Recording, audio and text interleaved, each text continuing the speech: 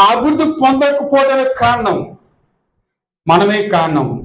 మనలో కొన్ని లోపాలు ఉండడం వల్ల, కొన్ని బలహీనతలు ఉండడం వల్ల, కొన్ని విషయాల్లో మనము దేవుడి పట్ల భయభక్తులు కలిగి ఉండకపోవడం వల్ల మన జీవితాల్లో ఏ అభివృద్ధి ఉండట్లేదు, ఏ దీవెన ఉండట్లేదు.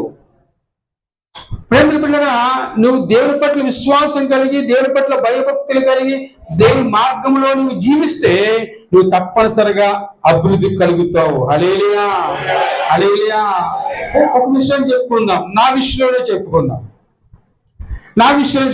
ఈ ఊరు వచ్చినప్పుడు ఒంటరిగా వచ్చాను. చెప్పండి, ఎలా వచ్చాను? ఒంటరిగా వచ్చాను. ఇంచుమించు 10 సంవత్సరాలు ఒంటరిగా సేవ చేశాను. అప్పుడు మందిరం లేదు, స్థలం లేదు, ఏమీ లేని పరిస్థితి, దీనకరమైన పరిస్థితి. కాకినాడ నుంచి నడిచి వచ్చిన రోజులు ఉన్నాయి, డబ్బులు లేక. ఆ పూరుపాకలో, రూతమ్మ ఇంటి దగ్గర పూరుపాకలో ఒక చిన్న పాకుంటే ఆ గొర్రెలు మేకలు పట్టుకుండేది. అక్కడ ఉండేవాడిని, అక్కడ ప్రార్థన చేసుకుండేవాడిని, ఉపవాసం ఉండేవాడిని. పిల్లలకి చాక్లెట్లు, బిస్కెట్లు తెచ్చి పెడితే సండే స్కూల్ జరిగిస్తుండేవాడు. ప్రేమ పిల్లరా, దేవుడు ఆ స్థాయి రోడ్ల మీద, చెట్ల కింద, ఆ వరండాల్లో ప్రార్థన పెట్టిన దినాలు ఉన్నాయి. ఈ స్థితికి రాలేదు, ఈ అభివృద్ధి రాలేదు.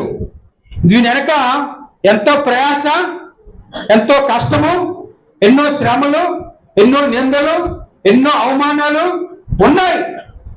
అందరూ అనుకునేవారంట, పాస్ గారికి ఎవరు లేరు పాపం, ఒంటరిగా వస్తున్నారు, ఒంటరిగా ప్రార్థన చేస్తున్నారు, ఒంటరిగా వెళ్ళిపోతున్నారు అనుకునేవారట. ప్రేమ పిల్లరా, ఆ స్థితి నుంచి ఎవరు రారు, పోరనివారట అనేవారు. ఎందుకంటే పాస్టర్ గారు మా ఊరు వస్తారు, ఎవరు రారు, అందరూ పూజలు పునస్కారాలు చేసుకున్నవారు, దేవుని నమ్ముకున్నవారు కాదు అనేవారు. కానీ నా గురి ఒకటే, దేవుడు చూపించాడు, దేవుడు వెళ్ళమన్నాడు, దేవుడు దర్శనం ఉంది కాబట్టి దేవుడు ఎప్పటికైనా దీవిస్తాడు. బైబిల్ ఒక వాక్యం జ్ఞాపకం వస్తుండేది, నాగటి మీద చేయి వేసి వెనక తట్టి చూసేవాడు నాకు పాత్రుడు కాదు అనే వాక్యము. పేదల పిల్లరా, ఈ సేవలో నిలబడటానికి, సేవ చేయటానికి దేవుడు కృప చూపించాడు. హల్లెలూయా, హల్లెలూయా. పేదల పిల్లలు అనేక నిరాశ, నిస్సృహం నా జీవితాల్లో వస్తుండే. దేవుడిని పిలుచుకున్నాడా? ఇక నాన్నవారు ఎవరు లేరు, నా బంధువులు ఎవరు లేరు, నా కుటుంబ సభ్యులు ఎవరు లేరు, నాకు తెలిసిన వాళ్ళు ఎవరు లేరు. అందరూ తెలియని వాళ్ళే, కొత్త వారే.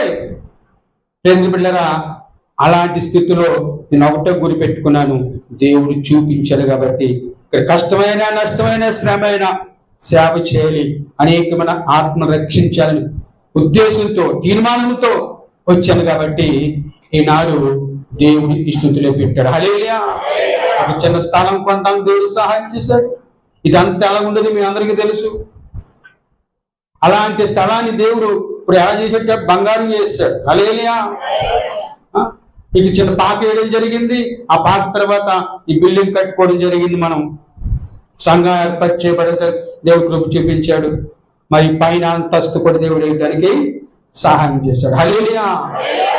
ఒక విశ్వాస జీవితంలో, భక్తి జీవితంలో అభివృద్ధి అనేది చాలా అవసరం. నువ్వు అభివృద్ధి పొందకపోవటం కాను లోపము ఎవరిలో చెప్పండి? మనలోనే ఉంది. మనలో సరైన తీర్మానాలు, సరైన భక్తి, సరైన విశ్వాసము లేకపోవడం వల్ల మనము దినదినము అభివృద్ధి పొందట్లేదు, దినదినము దీవించబడట్లేదు. దేవుడు కృపని పట్ల ఉందంటే, నువ్వు దేవుడి పట్ల భయభక్తులు కలిగి జీవిస్తున్నావంటే, దేవుడి పట్ల నమ్మకం కలిగి ఉన్నావంటే నువ్వు తప్పనిసరిగా దీవించబడతావు. చెప్పబడ్డాడు.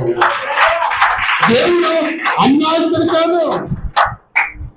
ఆయన ఒక్కొక్కలాగా చూసేవాడు కాదు. దేవుడు అందరినీ ఒకే విధంగా చూసేవాడు. హల్లెలూయా. ఒకే విధంగా ప్రేమించేవాడు. ఎవరినైనా దేవుడు దీవించడానికి ఇష్టపడతాడు. అయితే ఆ దీవునికి తగిన జీవితం మనలో ఉండాలి. ఆ దీవునికి తగిన అర్హత మనలో ఉన్నప్పుడు దేవుడు మనల్ని ఆశీర్వదించడానికి అవకాశం ఉంటుంది. హల్లెలూయా, హల్లెలూయా.